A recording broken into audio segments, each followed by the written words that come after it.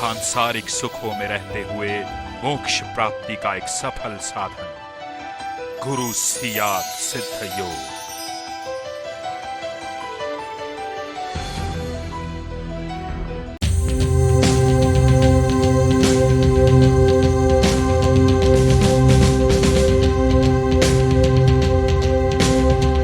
गुरु भाई गणेश जी, गीता पाठ शुरू करें। जय गुरु। जय गुरुदेव। सभी गुरु भाई बहनों को जय गुरुदेव। जैसा कि हम गीता जी का दूसरे अध्याय का अध्ययन कर रहे हैं और कल हमने जहाँ तक अध्ययन कर लिया था उसमें भगवान श्री कृष्ण और अर्जुन के बीच जो संवाद हुआ उसमें भगवान ने बताया कि अर्जुन, ऐसा नहीं है कि ये शरीर जो तुम्हारे रिश्तेदारों के शरीर है, तुम्हारे गुरुजनों या तुम्हारे जो भाई बंधु हैं, जो तुम्हारे प्रतिपक्ष की सेना में खड़े हैं, विपक्ष की सेना में खड़े हैं, वो शरीर अब है और कल नहीं रहेंगे या पहले नहीं थे। और फिर ये बताया कि ये शरीर जो है ये नाशवान है, आत्मा अमर है। जीवात्मा जो है उसकी अवस्थाएं शरीर के रूप में बाल्य अवस्था, युवा अवस्था और वृद्धावस्था होती है। और अर्जुन के दुख का कारण यही था कि अर्जुन हर व्यक्ति को शरीर तक सीमित समझता था और वो शरीर को ही सत्य मान रहा था। उसका चिंतन भौतिक चिंतन था। सूक्ष्म स्तर पर वो उन चीज़ों को अनुभव नहीं कर पा रहा था जो वास्तविक है, जो सत्य है। वो जो है जड़ वस्तुओं को जो है सत्य मान रहा था, जड़ चेतना को सत्य मान रहा था, जो वास्तविक नहीं है। उसी क्रम में हम आगे वाला श्लोक पढ़ते हैं। मात्रा स्पर्शास्तु कौन्तेय शीतोष्ण सुख दुःखदा आगमा पाइनो नित्यांस्थास्ति तिक्षस्व भारत। अर्थात हे कुंती पुत्र, सर्दी और गर्मी, सुख और दुख के विचार इंद्रियों से संबंधित विषयों के संपर्क से उत्पन्न होते हैं। ऐसे विचार आदि और अंत से सीमित है, ये अनित्य है। हे भारत, इन्हें धैर्य के साथ सहन करो। तो भगवान श्री कृष्ण ने कहा कि अर्जुन से कि जो भी अनुभूति तुम्हें तुम्हारे शरीर के अंदर अनुभव हो रही है वो इंद्रियों से संबंधित है, और जिस भी विषय पे तुम स्थिर होकर उसका चिंतन कर रहे हो तो उस चिंतन के कारण तुम्हें जो है सुख और दुख की अनुभूति हो रही है, और ये अनित्य है। ये विचार जनित जो भाव है, जो अनुभूति है, ये बाहरी विचार जो इंद्रियों के माध्यम से तुम्हारे अंदर प्रवेश कर रहे हैं और ये तुम्हें प्रभावित कर रहे हैं। और भगवान ने ये कहा कि इन्हें धैर्य के साथ सहन करो, इन्हें सहन करो। नेक्स्ट, न ही यम ही न व्यथन्त्येते पुरुषम पुरुषर्भ सम दुखम सुखम धीरम सोमृतत्वाय कल्पते।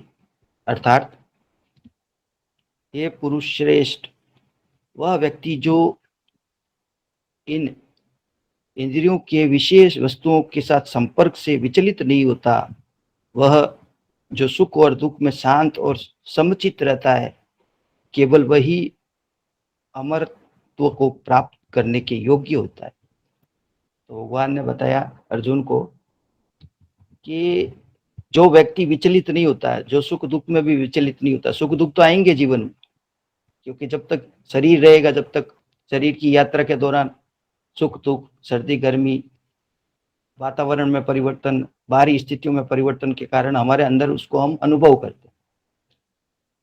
लेकिन अर्जुन से यह कहा कि अमर तत्व को प्राप्त करने के लिए जो है इन बाहरी प्रभाव के कारण जो है व्यक्ति को विचलित नहीं होना चाहिए, उसमें शांत रहना सीखना चाहिए, समचित रहना सीखना चाहिए। और ये अनिवार्य है क्योंकि इसके बिना आगे का विकास संभव नहीं है। तो भगवान ने कहा कि जो बाहरी परिस्थितियां हैं, उस रूप में जो बाहरी परिवेश के कारण जो हमारे अंदर जो परिवर्तन आता है, उस परिवर्तन में हमें धैर्य रखना चाहिए, शांतचित होकर समभाव से हमें उन अनुभवों को ग्रहण करना और उनके प्रति क्रियावान उस रूप में रहना, ताकि हमारी आंतरिक शांति भंग न हो। हमारा आंतरिक जो है प्रभाव जो है वो बिल्कुल भी बाहरी परिस्थितियों पर नहीं।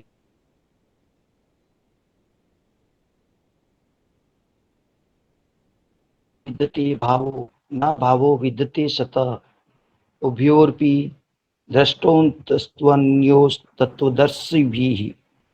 अर्थात असत वस्तु का कोई अस्तित्व नहीं है, सत का कोई अभाव नहीं है। इन दोनों का अंतिम सत्य ज्ञानी जन जानते हैं। भगवान ने कहा कि असत वस्तु का कोई अस्तित्व नहीं है और सत्य का कोई अभाव नहीं है। इन दोनों का जो अंत है या अंतिम जो छोर है, वो सत्य निष्ठ ज्ञानी जन लोगों के द्वारा अनुभव किया जाता है।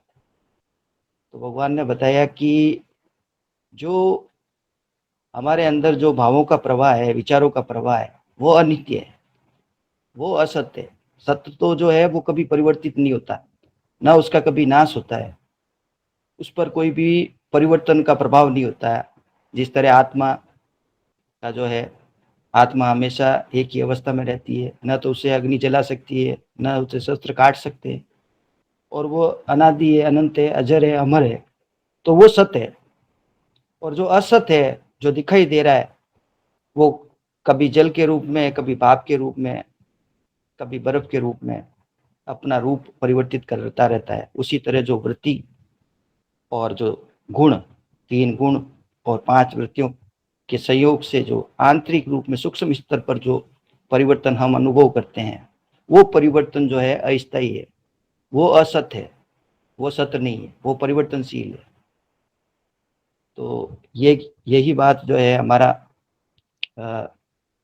विज्ञान भी कहता है कि बायोलॉजिकली जो है हमारे अंदर जो सेल्स है, ट्रिलियंस ऑफ सेल्स है, लाखों करोड़ों जो सेल्स हैं, वो सेल्स जो है हमारी जो इंद्रियों के द्वारा जो भी ज्ञान ग्रहण करते हैं, वो मस्तिष्क पहुंचता है और मस्तिष्क प्रतिक्रिया करता है। तो ये योगानंद जी के गुरु युक्तेश्वर जी ने बताया कि करंट की तरह होता है। जैसे हमारे शरीर पे बर्फ का स्पर्श है या अग्नि का स्पर्श है, तो वो स्पर्श की जो संवेद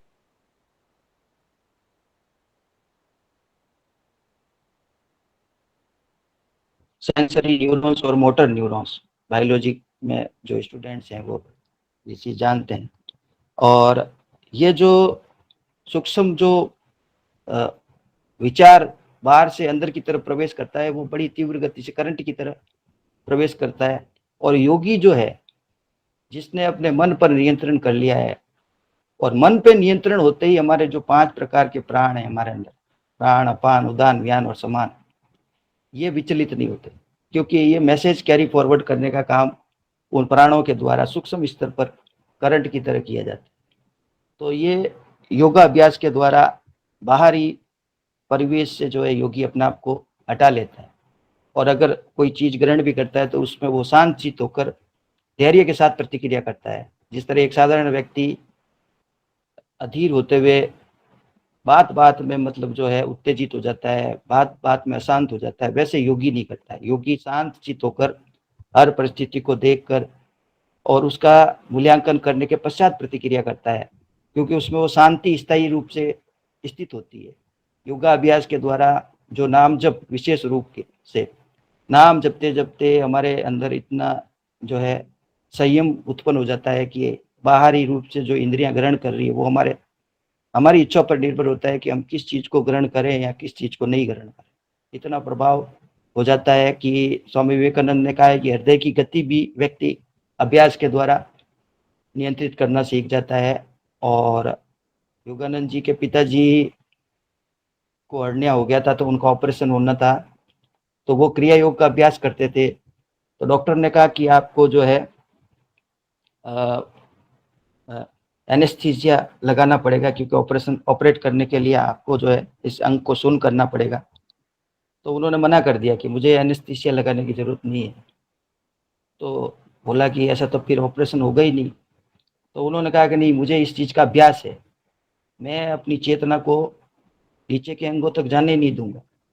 तो इतना प्रभाव योग का है कि आप कल्पना भी नहीं कर सकते। अभी तक हमारे गुरुदेव के शिष्य को गुरुदेव ने जो शक्ति दी है उसका क्या प्रभाव है, ये हमें खुद को भी पता नहीं। तो ये सबकी अवस्था अलग अलग होती है। प्रारंभिक अवस्था में ये चीज़ें अनुभव नहीं होती है। धीरे धीरे जैसे जैसे हमारी आराधना बढ़ेगी, कई ऐसे गुरु भाई हैं जिनको ये अनुभूति है, लेकिन अभी जो नए जुड़े हैं वो साधक धीरे धीरे अनुभव करेंगे कि बाहरी परिवेश के जो ज्ञान के रूप में, जो संवेदना के रूप में जो अनुभूति है, उस अनुभूति का आप अपनी इच्छा पर निर्भर करेगा कि आप उसको किस तरह से हैंडल करते हैं।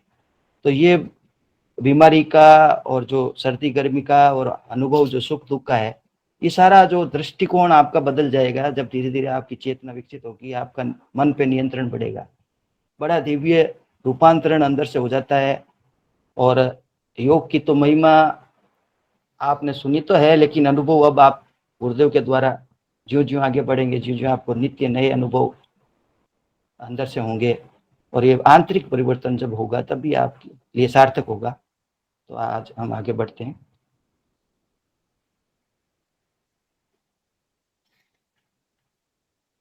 अविनाशी तु तद्विधि येन सर्वमिदं ततं विनाशं यस्यास्य न कश्चित कर्तुमर्हति। अर्थात अविनाशी तो उसे जानो जिसके द्वारा प्रत्येक वस्तु अभिव्यक्त है और जो जगत में व्याप्त है। इस अविनाशी का नाश करने में कोई भी समर्थ नहीं। अविनाशी अर्थात परमात्मा, अर्थात उसका अंश जीवात्मा, जो जड़ और चेतन, प्रकृति और पुरुष, दो तरह की जो चेतनाएं संसार में व्याप्त है, उसमें जो चेतन प्रकृति है उसका कोई नाश नहीं कर सकता, आत्मा का कोई नाश नहीं कर सकता।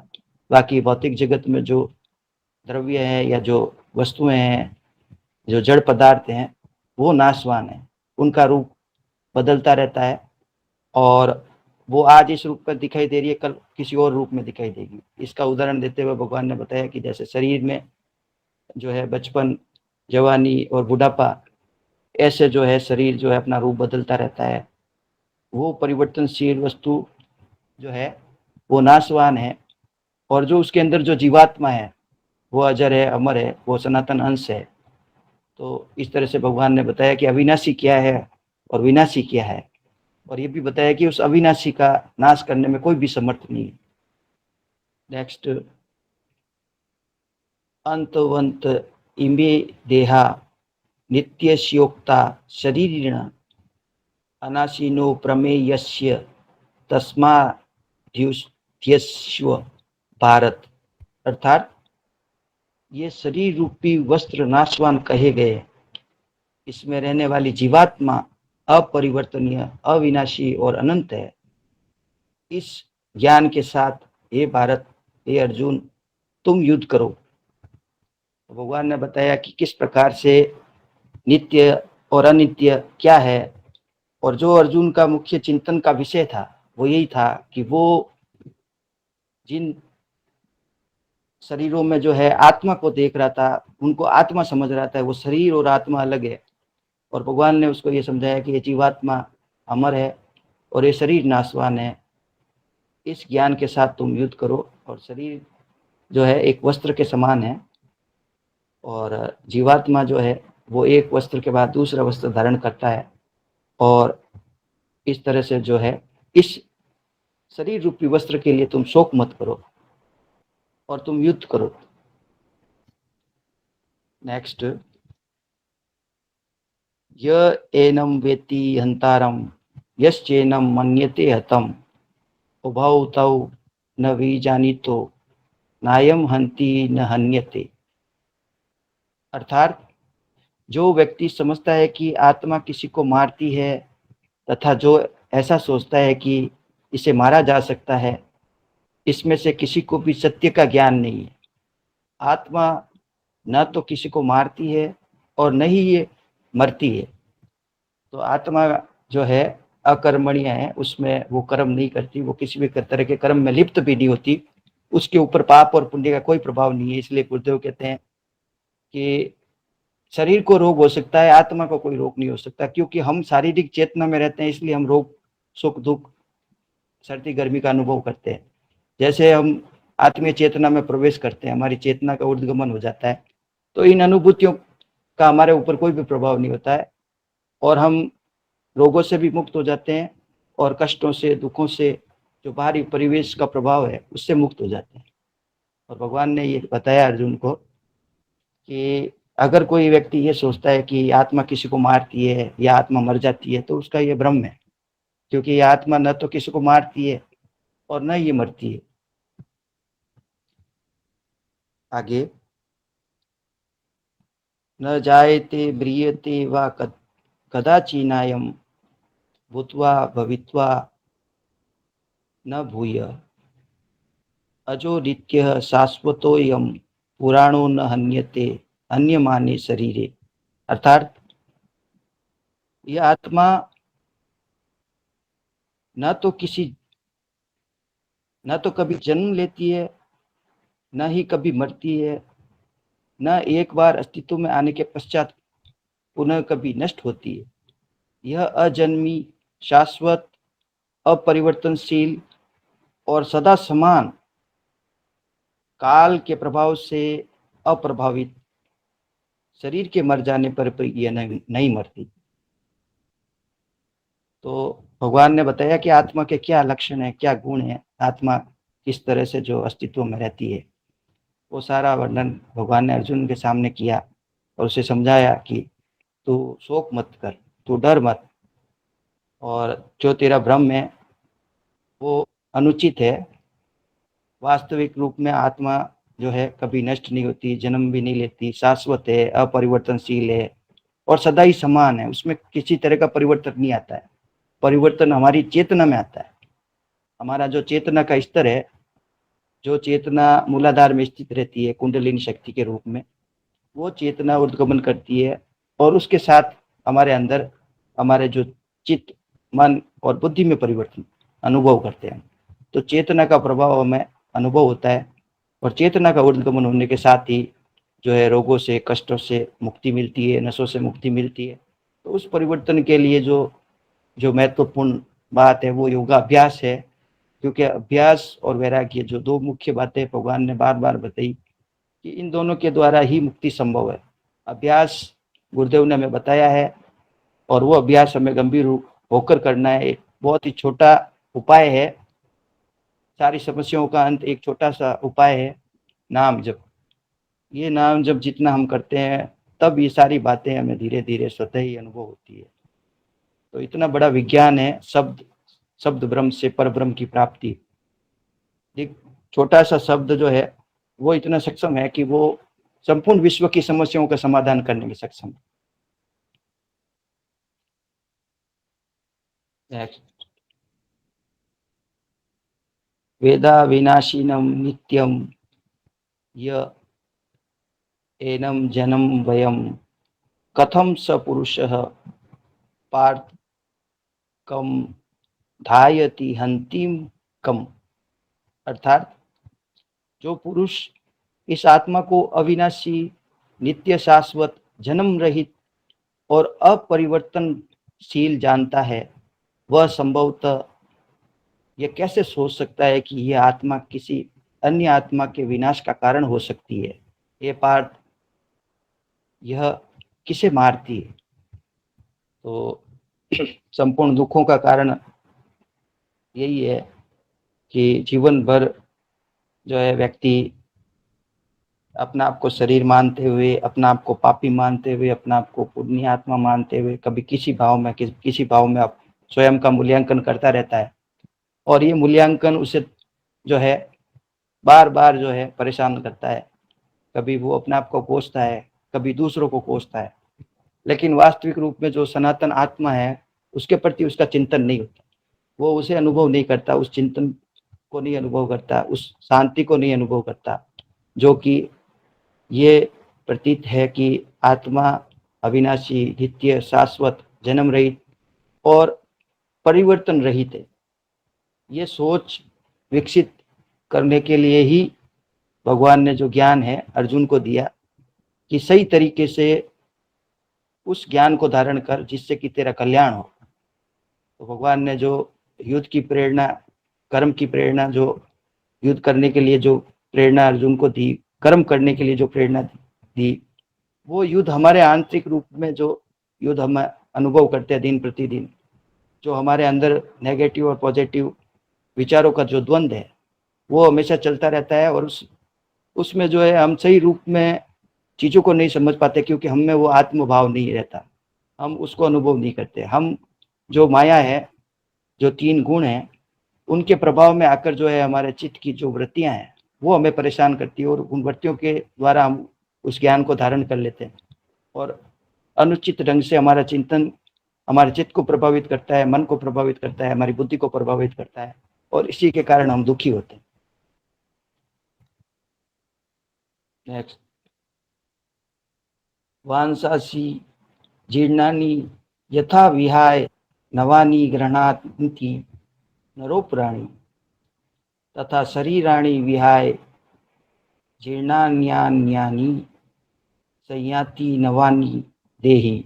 अर्थात जिस प्रकार कोई व्यक्ति जीर्ण वस्त्रों को त्याग कर नवीन वस्त्र पहन लेता है, उसी प्रकार ही देहबद्ध आत्मा जीर्ण शरीर रूपी घर का त्याग कर अन्य नवीन घरों में प्रवेश करती है। तो यही जन्म मरण का जो सिद्धांत, पुनर्जन्म का जो सिद्धांत, जो गुरुदेव बार बार बताते हैं, अपनी दिव्य लेखनी के बारे में भी कल गुरुदेव ने ये बात कही थी कि जैसे वस्त्र का व्यक्ति त्याग करता है या एक घर से दूसरे घर में प्रवेश करता है, उसी तरह से ये आत्मा जो है देहबद्ध है, और देह में जब तक रहती है तो देह के द्वारा जो अज्ञान प्रकट होता है, जो अज्ञान की अनुभूति होती है अहम भाव के कारण, उस अनुभूति को ही वो सत्य मान लेता है, और यही जो है अज्ञान का कारण है। तो वास्तविकता कुछ और है, और उसको एक उदाहरण के द्वारा भगवान ने समझाया अर्जुन को। जैसे वस्त्र का उदाहरण, या जो पुराना जीर्ण शीर्ण घर हो जो होता है, वो उसको त्याग कर दूसरे घर में प्रवेश करते हैं, उसी तरह से ये जीवात्मा दूसरे शरीर को प्राप्त करता है। आगे, नैनम छिंदन्ति शस्त्राणि नैनम दहति पावक न चैनम कलेदन्त्यापो न शोष्यति मारुत। अर्थात कोई शस्त्र आत्मा का छेदन नहीं कर सकता, कोई आग इसे जला नहीं सकती, कोई जल भिगो नहीं सकता, न ही कोई वायु इसे सुखा सकती। तो जो पंच महाभूत है उसमें जो आत्मा, जो आकाश तत्व का प्रतीक है, वो तत्व अपरिवर्तनशील है। बाकी जो आकाश से वायु, वायु से अग्नि, अग्नि से जल और जल से पृथ्वी जो प्रकट हुई, और उनका जो प्रभाव हमारे मन बुद्धि पर या हमारी चेतना पर है, वो आत्मा पर नहीं होता। वो आत्मा वायु के रूप में जो है, जो भूत वायु के रूप में जो है, वो इस आत्मा को सुखा नहीं सकता, जल इसे भिगो नहीं सकता, अग्नि इसे जला नहीं सकती, और कोई भी शस्त्र इसका छेदन नहीं कर सकता। तो आत्म तत्व बड़ा सूक्ष्म है, इसको तो देख भी हम जो है अपने तीसरे नेत्र के द्वारा ही इसकी अनुभूति कर सकते हैं। बाहरी नेत्रों से तो हम ना इसे अनुभव कर सकते, ना इंद्रियों के द्वारा हम इसे जान सकते हैं। नेक्स्ट, अच्छेदो यम दाहो यम कलेधो शोष्य एव च नित्यम सर्वगतः स्थाणुर्चलोयम सनातना। अर्थात आत्मा अच्छेद्य है, इसे जलाया या भिगोया या सुखाया नहीं जा सकता। आत्मा नित्य, सर्वव्याप्त, सदा शांत, स्थिर और सदा एक रूप है। आत्मा एक रूप है, अर्थात उसका एक ही रूप है, कोई परिवर्तन नहीं है उसमें। वो स्थिर है, वो शांत है, सदा शांत है, उसमें किसी भी प्रकार का परिवर्तन संभव नहीं है। वह सर्वव्याप्त है। जड़, चेतन, पंच महाभूत या प्रकृति में जो भी वस्तु बाहरी रूप में नजर आ रही है और जो हमें नजर नहीं भी आ रही है, उन संपूर्ण पदार्थों में, जीवों में जो भी दृश्य और अदृश्य रूप में है, उन सब में जो है आत्म तत्व विराजमान है। इसलिए आत्मा सर्वव्याप्त है। आत्मा नित्य है, भूत में भी थी, वर्तमान में भी है और भविष्य में भी रहेगी। और जो परिवर्तन तीन रूपों में, तीन गुणों के कारण प्रकृति में दिखता है, वो परिवर्तन आत्मा पर नहीं होता है। न तो इसे जलाया जा सकता है, न भिगोया जा सकता है, न सुखाया जा सकता है। यह अछेद्य है, अर्थात इसके अंदर कोई छेद भी नहीं कर सकता, इसके ऊपर कोई प्रहार भी नहीं कर सकता। तो आज के लिए बस इतना ही। जो कुछ भी हमने पढ़ा गुरुदेव के चरणों में समर्पित। जय गुरुदेव। हाँ किला जी भाई साहब। सभी गुरु बहन भाइयों को जय श्री गुरुदेव। गुरुदेव की पूज्य गुरुदेव की दिव्य लेखनी का जो शीर्षक है, वीर जननी का आशीर्वाद, ये बहुत ही संक्षिप्त दिव्य लेख है गुरुदेव का। वो इस प्रकार है। गुरुदेव लिखते हैं, 3 जनवरी 1988 को मैं भौतिक रूप से अनाथ हो गया। 3 वर्ष की उम्र में पिताजी का स्वर्गवास हो जाने के कारण मेरी जननी ने दोहरा भार वहन करते हुए मुझे कभी भी पिताजी का अभाव महसूस नहीं होने दिया। अपना पूरा जीवन उसने रणभूमि में जूझते हुए बिताया। पूरे जीवन में उसके अंदर मैंने कभी निराशा के भाव नहीं देखे। एक वक्त रूखा सूखा खाकर भी उसने रणभूमि में हार नहीं मानी। यहाँ तक कि आखिरी समय में भी मृत्यु का वर्ण करने के लिए बहादुरी से आगे बढ़कर उसका स्वागत किया।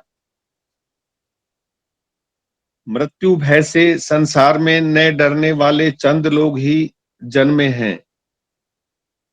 मैंने अनायास या यूं समझो कि किसी अज्ञात शक्ति की प्रेरणा से उसकी हर आज्ञा का पालन किया। भारत भर के सभी धार्मिक तीर्थ स्थानों पर 2-2, 3-3 बार उसे ले गया। उस समय मुझे ईश्वर की सत्ता तक में विश्वास नहीं था, परंतु फिर भी उसके हर आदेश का पालन करते हुए मैंने उसे तीर्थों का भ्रमण करवाया। उसके रहते मैं नहीं समझा, परंतु अब समझ रहा हूं कि मेरी आध्यात्मिक उन्नति का कारण मेरी वीर जननी का आशीर्वाद मात्र है। उसका अदम्य साहस और वीरता का गुण ही मेरे खून में मौजूद होने के कारण मैं आज इस स्थिति में पहुंच सका हूं।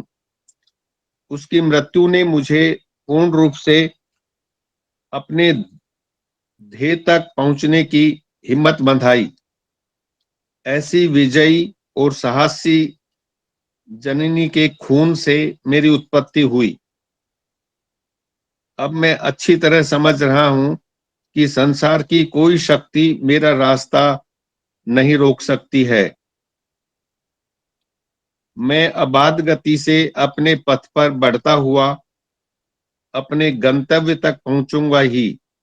इसका पूर्ण श्रेय केवल मेरी वीर जननी को ही है।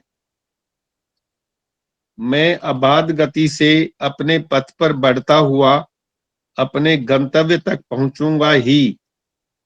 इसका पूर्ण श्रेय केवल मेरी वीर जननी को ही है। ये लेख पूर्ण हुआ। जय श्री गुरुदेव।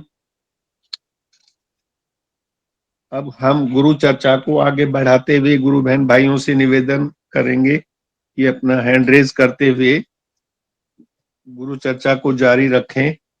जय श्री गुरुदेव।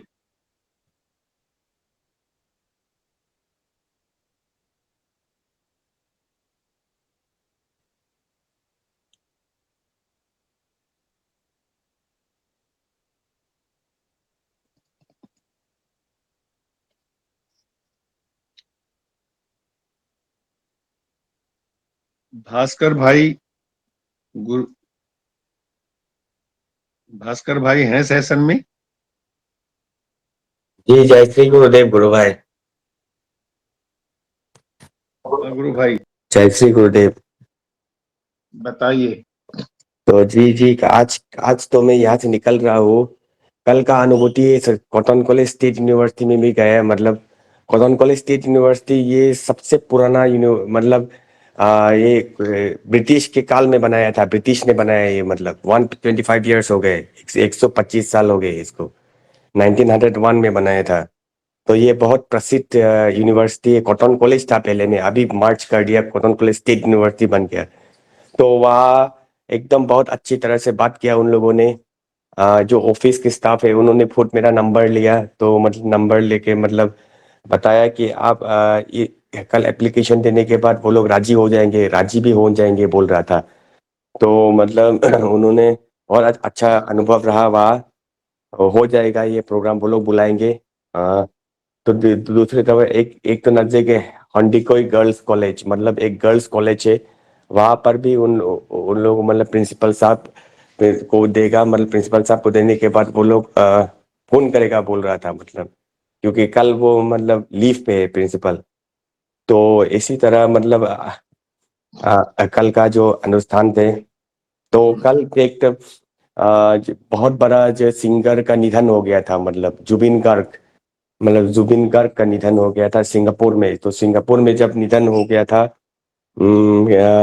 तो यहाँ पर भी एकदम अफरा तफरी का माहौल हो गया। जैसे क्या कहे, मतलब हम सेक्रेटरीट ऑफिस में कृषि मंत्री की कैबिन के बाहर था। मतलब तो मेरे अपॉइंटमेंट भी थे। मतलब वो कॉन्फ्रेंस रूम में मीटिंग कर रहा था। मीटिंग के बाद हम लोगों को मतलब मौका देंगे, मतलब मिलेंगे। मतलब हम लोगों को ज्यादा व्यक्ति भी नहीं था, एक दो व्यक्ति था, हम थे।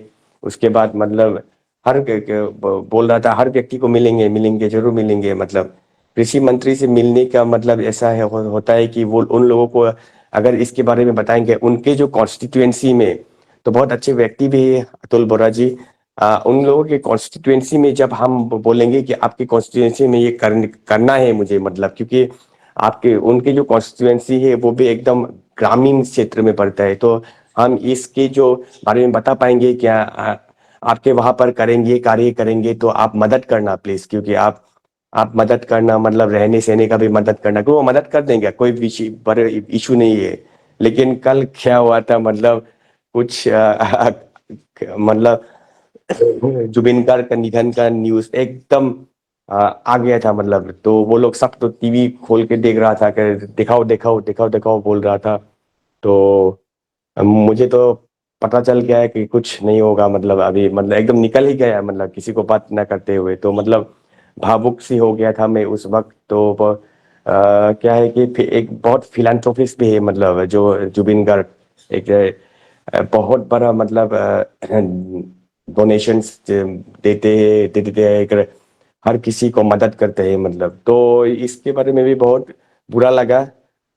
तो कल तो मतलब जैसे हो गए सेक्रेटरीट ऑफिस का एकदम मतलब बड़े बड़े गाड़ी आ रहे थे। मतलब वो लोग हडल में थे, मीटिंग कर रहे थे, मीटिंग करेगा मतलब।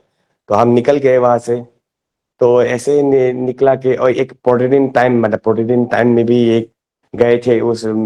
तो मतलब वो उन लोगों को बताया था एडिटर इन चीफ थोड़ा देर में आएंगे। मतलब मुख्य संपादक होता है वो थोड़ा देर में आता है। मतलब तो वो लोग बता देगा बोल रहा था, तो बता देगा बोल रहा था बता देगा। तो बताने के ये होता है कि अगर वो लोग बता देगा तो शाम को तो वही न्यूज आ गया ना जुबिन गार्ग का। कुछ नहीं होगा मतलब, कुछ नहीं होगा मतलब। जैसे आज 11:50 का बस है, 11:50 मतलब 12 बजे से 10 मिनट पहले के बाद से यहाँ पे थोड़े पहले निकलना पड़ेगा मतलब। यही है गुरु भाई मतलब, कि काम तो हो जाएगा लेकिन नेक्स्ट टाइम आएंगे तो अ, कुछ अलग बंदोबस्त करेंगे मतलब। हम किसी को बोल के मतलब किसी को बोल के मतलब रहने सहने का भी इंतजाम किसी को बोल देंगे मतलब, किसी को डिस्टर्ब नहीं करेंगे नेक्स्ट टाइम मतलब। ऐसे ही है गुरु भाई। तो गुरुदेव का कार्य है, गुरुदेव का कार्य करने का सौभाग्य प्राप्त मिला है। मैं मुझे ये क्या बताऊं मतलब। जैसे गला बैठा हुआ है थोड़ा, ठीक भी महसूस हुआ। कल तो बहुत ज्यादा मतलब खांसी आ रहा था, पूरा रात खस खस रहा था मतलब। तो कोई बात नहीं, गुरुदेव का कार्य करने का पहला तो गुरुदेव का कार्य है मतलब। ये तो चलता रहेगा। शरीर शरीर को तो क्या है मतलब, शरीर को मतलब गुरुदेव एक जमाने में कहते ये शरीर तो जाएगा साला, ऐसा बोल देता है, बोला ये शरीर तो जाएगा मतलब। तो ऐसे ही है मतलब, शरीर का तो क्या है मतलब। हमें कार्य करने, हमें तो गुरुदेव का ही कार्य करना है, बाकी सब गुरुदेव ही जाने मतलब। जय श्री गुरुदेव, जय श्री गुरुदेव। गुरु भाई बहुत सुंदर प्रयास किया जा रहा है आपके द्वारा। कल जो है ट्विटर ट्विटर पे भी जो है ना मीडिया न्यूज चल रहा था, ट्विटर पे भी कल जो आपने असम में जो आपने वहां पर जो प्रचार प्रसार किया था उसका ट्विटर पे भी चल रहा था। मैंने भी कल घंटा भर तक कम घंटा सवा घंटे तक रिट्वीट किया था उस उन सब को। और बहुत कल मैं जब देख रहा था तो आनंद आ रहा था। मीडिया न्यूज में चल रहा था वो असम से। जय गुरुदेव। ललित ललित जी जय गुरुदेव। गुरु भाई जय गुरुदेव। जय गुरुदेव साहब, जय गुरुदेव। भास्कर भाई का प्रयास बहुत सराहनीय है, और भास्कर भाई को सुनते हैं तो लगता है कि प्रयास सबको करना चाहिए। हम लोगों को भी यहाँ अजमेर में जो कॉलेज यूनिवर्सिटीज हैं वहाँ जाके ध्यान करवाना चाहिए। तो गुरुदेव किसी न किसी को प्रेरणा बनाते हैं। तो अभी इस ग्रुप में तो गुरुदेव ने, ये भास्कर भाई का सौभाग्य है कि गुरुदेव ने उनको इसकी प्रचार की प्रेरणा बनाया है। और अन्य अन्य ग्रुपों में जो अलग अलग क्षेत्रों में जो प्रचार हो रहे हैं उसमें ऑनलाइन ग्रुप के योद्धा ज्यादा हैं।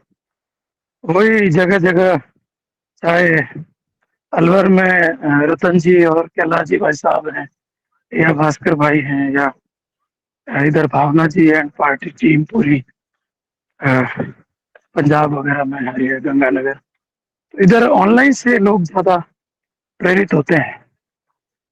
कारण है कि ऑनलाइन में जो चर्चा होती है दिनों दिन नियमित, उससे एक अंदर ही अंदर विश्वास दृढ़ होता जाता है कि गुरु कृपा से ही ये सब हो रहा है। और अगर हम भी करेंगे तो करेगी तो गुरुदेव की शक्ति, और माध्यम अगर हम बनेंगे तो बड़ा आनंद आएगा। तो इस तरह से ये बड़ा अच्छा लगा सर। इसको करें, कंटिन्यू करें, और हमेशा एक बात की सावधानी बरतें कि कई लोग प्रचार करते करते जब अच्छा प्रचार करने लगते हैं तो जो आसपास के जो लोग हैं या गुरु परिवार के लोग या और भी, वो फिर अत्यधिक प्रशंसा करने लगते हैं। तो प्रशंसा करते करते कहीं ना कहीं मनुष्य कमजोरियों का पुतला है। तो व्यक्ति के मन में ये भाव आ जाता है कि अरे मैं करता हूँ और मेरे कारण गुरुदेव का कितना प्रचार हुआ। तो बुद्धि से फिर मतलब रास्ता ब्लॉक होना शुरू हो जाता है। तो भास्कर भाई, आपको बहुत बहुत शुभकामनाएं। बस जो करता और अहम भाव है, क्योंकि आध्यात्मिक अहम इतना शून्य होता है, इतना सूक्ष्म होता है कि पता ही नहीं चलता कब घुस जाता है, और व्यक्ति एडामेंट हो जाता है कि मैं कह रहा हूँ, मैं कर रहा हूँ। बड़ा उसमें ऐसा हुआ भी है कई बार। बहुत अच्छे अच्छे प्रचारक इस अहंकार में कि हम ना होते तो गुरुदेव को कोई जान ही नहीं पाता। हम करेंगे, मैं करूंगा, मैं ही करूंगा, होगा तो मेरे नाम से ही होगा। ऐसे अहंकार बस कई साधक जो है अच्छे अच्छे प्रचारकों का बेड़ा गर्क हो गए। तो एक 93 में एक टीम थी, 93-4 में गुरुदेव का बहुत प्रचार किया उन्होंने। बड़े बड़े प्रोग्राम करवाते थे, बड़ा एकदम ऑर्गेनाइज वे में करवाते थे वो लोग। जोधपुर में जगह जगह स्कूल्स में, और जहाँ मैंने दीक्षा ली वहां पर, और बड़े एकदम ऑर्गेनाइज वे में अध्यक्ष और उपाध्यक्ष और ये सब टीम पूरी खड़ी रहती थी। लोगों से मिलवाया जाता था कि ये हमारे अध्यक्ष जी हैं और ये उपाध्यक्ष जी हैं। तो और बहुत प्रशंसनीय कार्य किया उन लोगों ने शुरुआती दौर में। पर फिर क्या हुआ कि काम करते करते उनके अंदर पता नहीं, पूरी टीम में लगभग 15-20 लोग थे। हम तो बच्चे थे उस समय, मैं तो 11वीं में पढ़ता था। तो हम तो ऐसे ही भाई साहब करते थे और दूर खड़े रहते थे। हमको तो कोई काम बता देते थे, छोटा मोटा टेम्पलेट बांट दो, या कोई एक बार न्यूज देके आ जाओ, या ताले वाले खोल दो, ये सब हम लोग कर लेते थे। और वो लोग बड़े गुरु भाई थे तो बाकी बड़े काम वो करते थे सारे। तो एक बार मैंने बीच में मैं 1-2 महीने कहीं ननिहाल वगैरह चला गया, तो जोधपुर आश्रम नहीं जा पाया 94 में। तो जब मैं 1-1.5 महीने बाद लौटा तो जोधपुर आश्रम में वो पूरी पुरानी टीम गायब थी। पहले गुरुदेव का आश्रम 60 गुलाब निवास है, ये सरदार, ये चपासनी रोड पे एक गुरुदेव ने रेंट पे फ्लैट ले रखा था, वहां पे था। तो 2 रूम था, एक रूम में गुरुदेव का ध्यान कक्ष था, गुरुदेव उसी में विराजते थे, और एक पास में एक छोटा रूम था जहाँ साधक सब चर्चा करते थे, एक छोटी सी रसोई थी। तो ये पूरी टीम थी हमारी, हम नए नए बच्चे थे उस समय। तो मैंने सबसे पूछा, मैंने कहा वो लोग कहाँ गए? बोले कि उन लोगों ने गुरुदेव का बहुत ज्यादा प्रचार किया, विदेशों तक किया। उनके जो राजपुरोहित समाज के डॉक्टर्स वगैरह जो फॉरेन में रहते थे, उन लोगों तक गुरुदेव का मैसेज उन्होंने पहुंचाया था।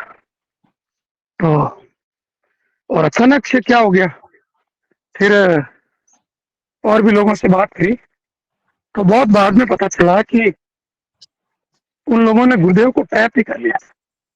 गुरुदेव वही करेंगे जो हम करेंगे, और गुरुदेव से वही मिलेगा जिससे हम चाहेंगे।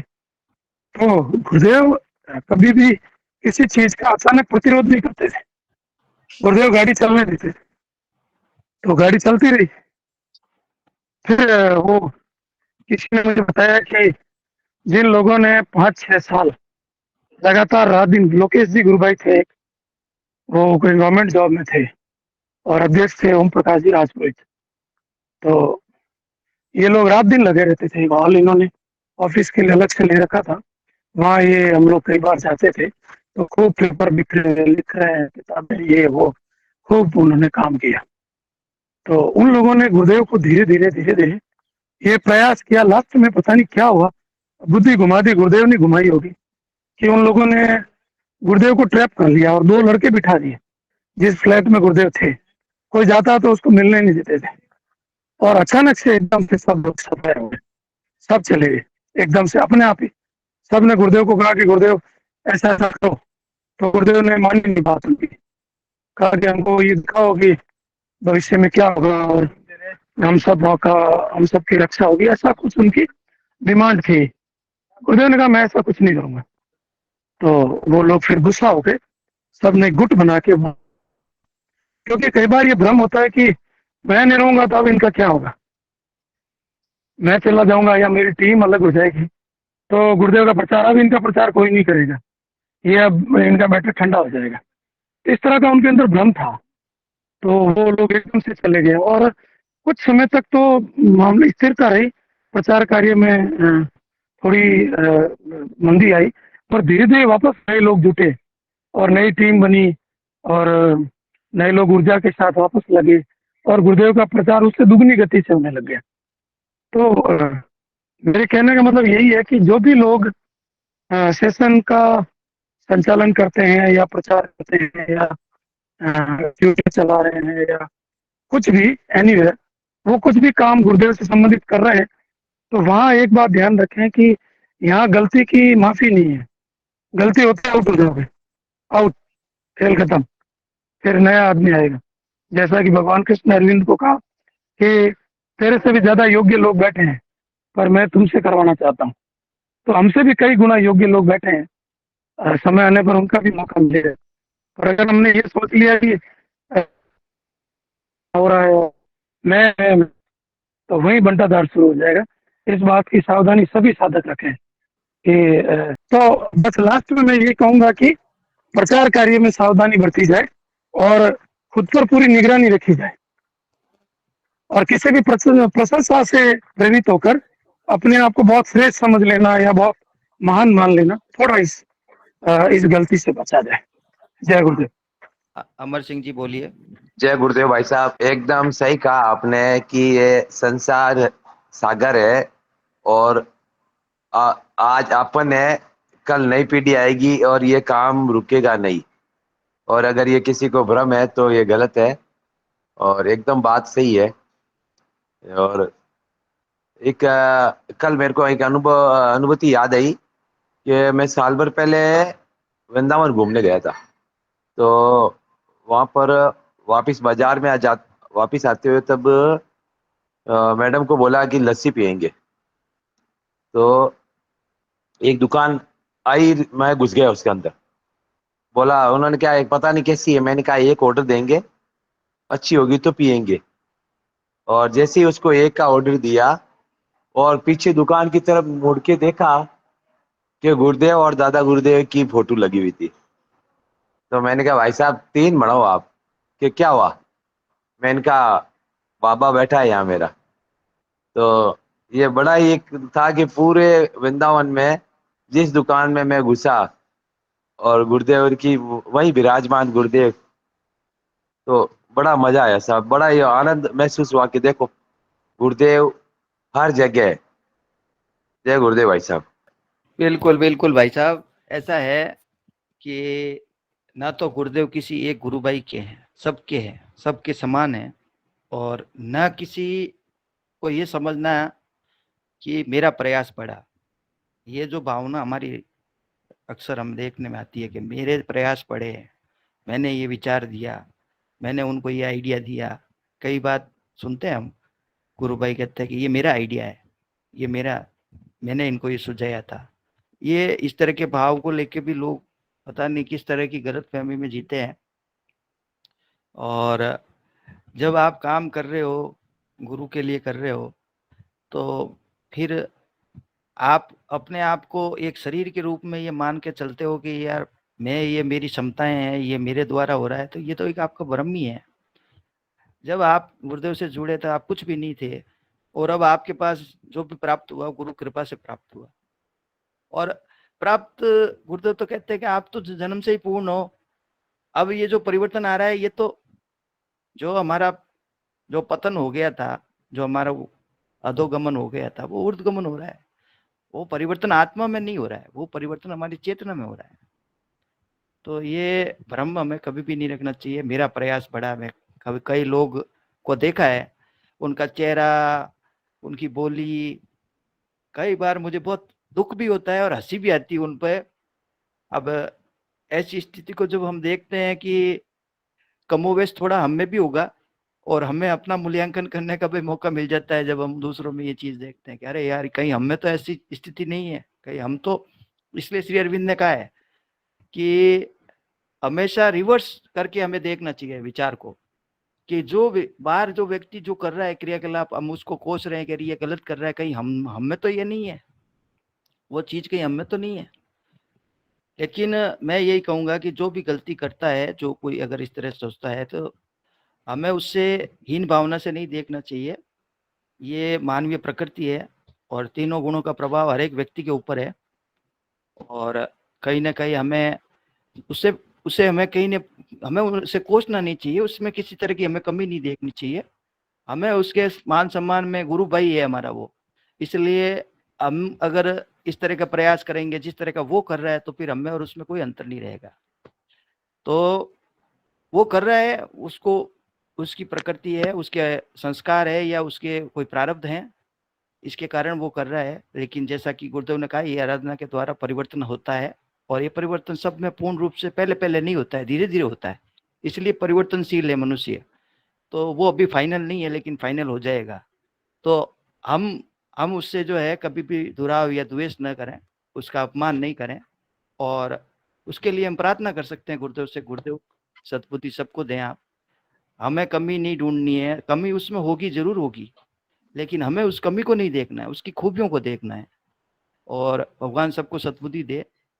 किसी का भी प्रयास बड़ा नहीं है, प्रयास सबके बड़े हैं, सब समान है।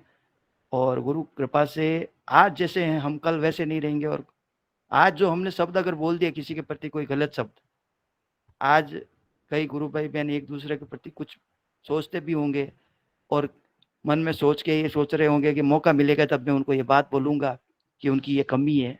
लेकिन मैं कहता हूं कि आज जो गुरु भाई जिस स्थिति में है, कल वो उस स्थिति में नहीं रहेगा, और वो शब्द जो आपके मुंह से आज निकल गए उनको आप वापस नहीं ले पाओगे।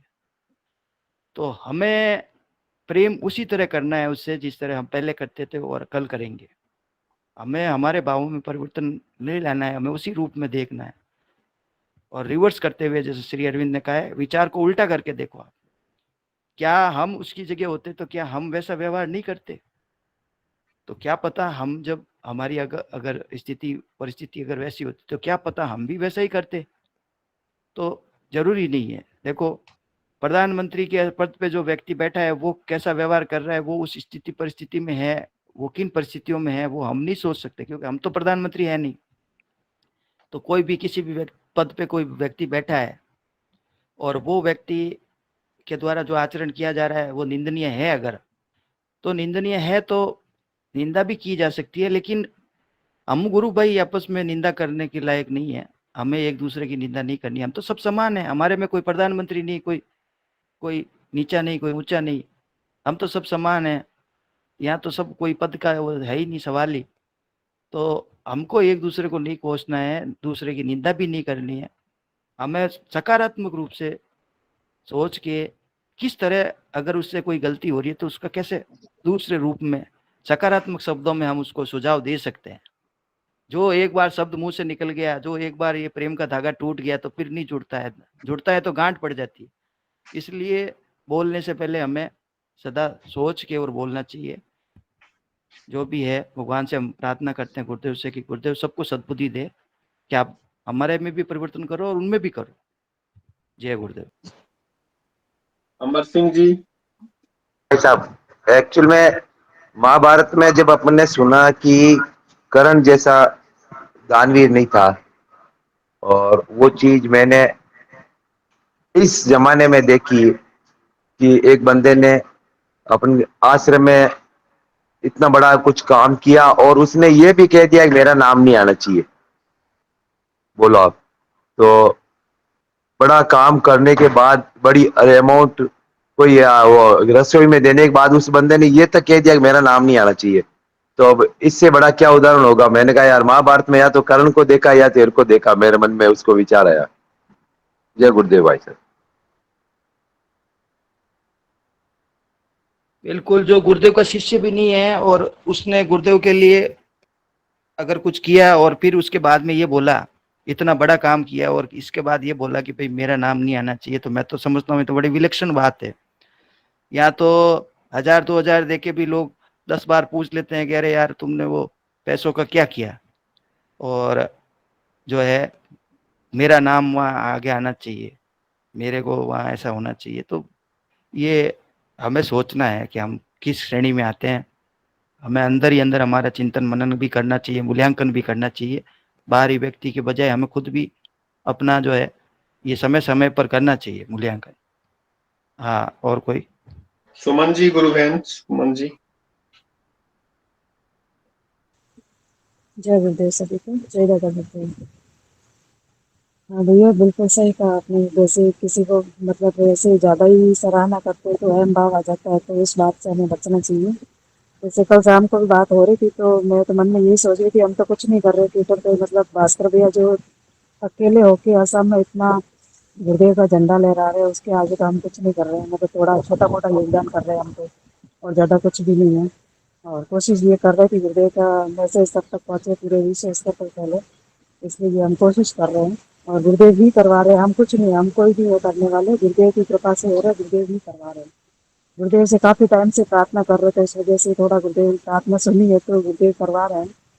और हम कौन होते हैं, वरना हम कौन होते हैं करने वाले, हमसे ऐसे कोई अगर हम चाहे तो हम कर नहीं सकते, गुरुदेव चाहेंगे तभी होगा।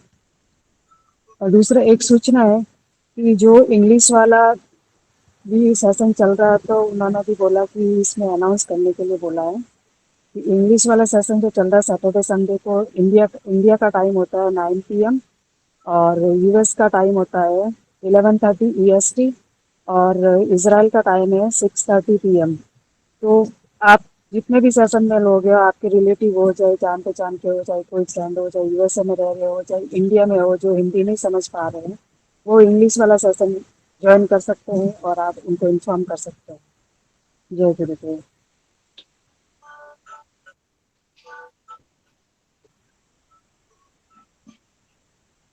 पुष्पेंद्र जी ने हैंड रेज किया था। पुष्पेंद्र जी हैं सेशन में?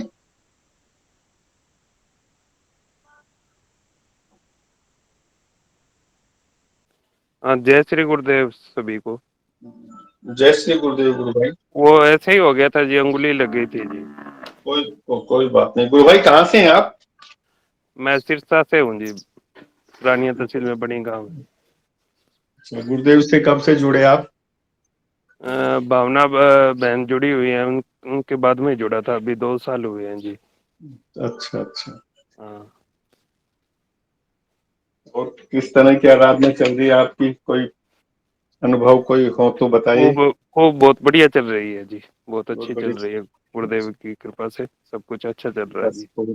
बहुत अच्छी बात है भाई। जय गुरुदेव। जय गुरुदेव। सुमन जी ने भी हैंड रेज किया है।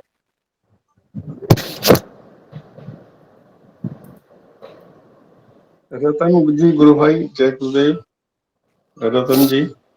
जय गुरुदेव गुरु भाई। मेरा प्रश्न सुमन गुरु बहन से है कि जो अभी सेशन के लिए बता रहे थे ना, इंग्लिश और अपने हिंदी का दिया है और फ्रेंच, तो इनको कोई एक पोस्ट में सारी डिटेल हो जाए या फिर 3 पोस्ट बनानी पड़ेंगी जैसे ट्विटर पर डालने के लिए, ताकि वहां भी वो लोगों को पता चलता रहे।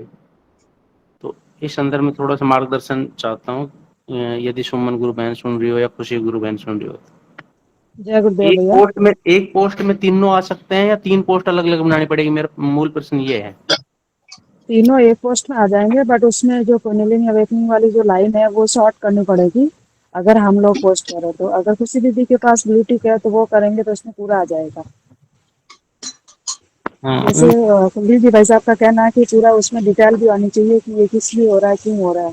तो इसके लिए हमें ब्लू टिक वाले से कल शाम को करवाया था किसी दीदी से कि वो वाला मतलब पोस्ट शेयर करे तो उसके नीचे सबने रिप्लाई भी किया था। तो रोज का मतलब अभी सैटरडे संडे है ना, तो अभी 2-3 दिन कंटिन्यू शाम को ऐसे तो एक पोस्ट में जरूर करेंगे।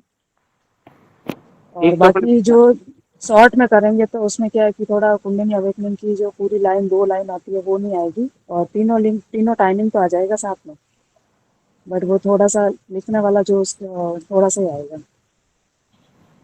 अच्छा। और दूसरा ये था कि जैसे वो खुशी गुरु बहन भी कर देंगी और अपने जो जोधपुर धाम है वहां से भी हो जाएगा, और अपन पर्सनल कर देंगे और उनका रिपोस्ट करते रहेंगे।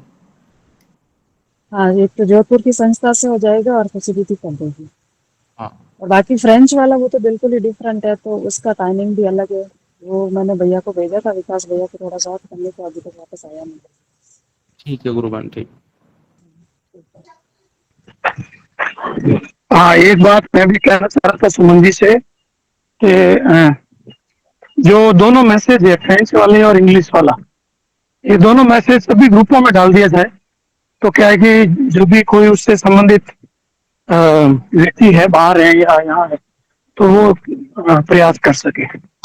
तो जी भैया, मैं आपको शेयर करूंगी और बाकी जो भी मेरे पास क्लिप है मैं उनकी उसमें शेयर कर दूंगी सर। हाँ, तो आप मुझे डाल दें, तो मैं जो भी जी 10 भैया, ग्रुप में हूँ, मैं हाँ सब में वो तो दोनों मैं आप मैसेज डाल देंगे। जी भैया, तो आपको शेयर कर जी, दूंगी। जी, जी। सेशन का गुरु भाई समय हो रहा है।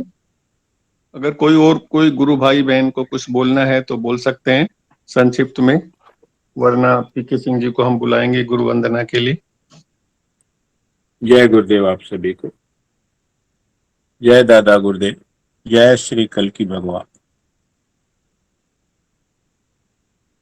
भगति भगत भगवंत गुरु,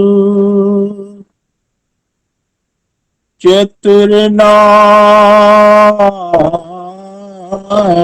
बपुए, इनके पद वंदन करो, नासहि विघ्न अनेक। इनके पद वंदन करो, नासहि विघ्न अनेक, नासहि विघ्न अनेक। करुणा से भरी पुकार सुने, एक बार नहीं हर बार सुने। करुणा से भरी पुकार सुने, एक बार नहीं हर बार सुने। मन में जो मंत्र जपा तूने, उसको भी बारंबार सुने। मन में जो मंत्र जपा तूने, उसको भी बारंबार सुने। भक्ति में भाव ही देख रहा, प्रारब्ध से बोझिल रूहों के। भक्ति में भाव ही देख रहा, प्रारब्ध से बोझिल रूहों के। कष्टों को काट के मुस्काए, कष्टों को काट के मुस्काए, फिर हम सबका भार सुने। कष्टों को काट के मुस्काए, फिर हम सबका आभार सुने। युग परिवर्तन का जो दौर चला, माया के सब जंजाल हटे। गुरु मंत्र पे हम सबका हक है, गुरु मंत्र पे हम सबका हक है। नर नारी बीच बाजार सुने, गुरु मंत्र पे हम सबका हक है। नर नारी बीच बाजार सुने। गुरुवर सियाग का आना ही कल की काया ना है जानो।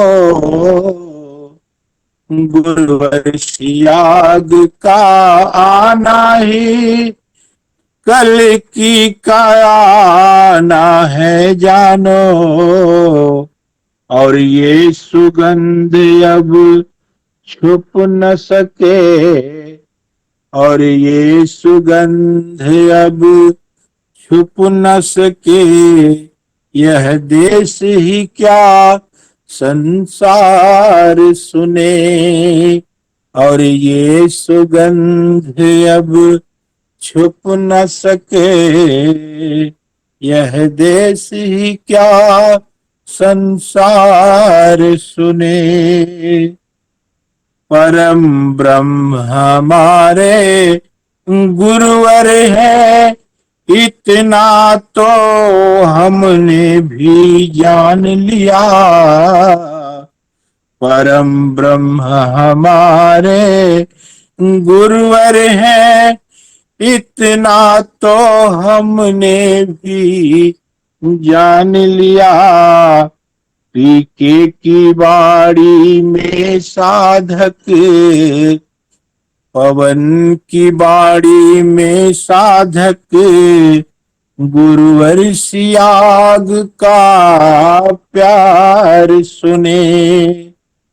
पीके की बाड़ी में साधक, गुरुवर सिया। गुरुदेव की दिव्य चेतना सभी में सिद्ध हो, जगत व्यापी हो, जगत के कल्याण के लिए हो। बोलो दशम अवतार कल्कि भगवान की जय हो, जय हो, अवतारी बाबा गणेशनाथ की जय हो, जय हो, जय हो, जय हो, राधा स्वरूपा गुरु माजी की जय हो, जय हो, नारी शक्ति की जय हो, भारत माता की जय हो, सनातन धर्म की जय हो, जय हो, आज के आनंद की जय हो, कल की सेना की जय हो, वंदे वंदे। हर हर कल की घर घर कल की। जय हो।